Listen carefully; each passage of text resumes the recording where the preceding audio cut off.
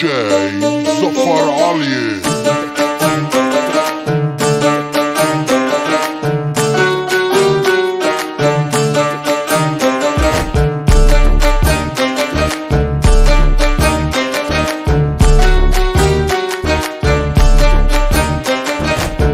تو پلنگ منو چنگ میزنی، تو شکار و دلبری، بابا تو خیلی خفنی. من شکار تو هم، تحت فشار تو هم، چطور مت شدم الان قفل چشای تو هم.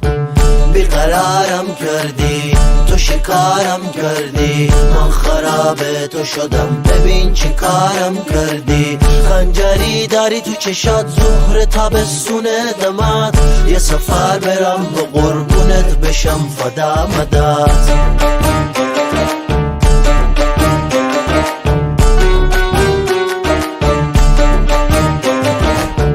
مخ منو زدی و دلمو بردی، سه سوت اوفی اوفی.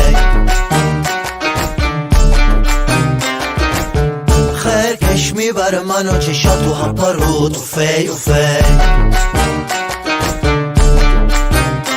با هم بریم به یه مکان دور و فضا مزامون دیگه بشه جور، و دور تو هی من بگردم با تور، و چش حسود دارا بکنیم کور، و بشینیم پشه یه الگانس، از پاریس بریم تا فلورانس. میزنم واسه تو آفتاب بالانس، واسه یه ایجاد کمی رومانس.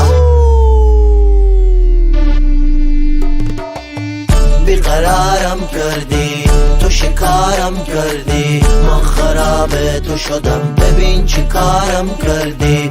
خنجری داری تو چشات، ظهر تابستون دمات، یه سفر برم به قربونت بشم فدا مدات.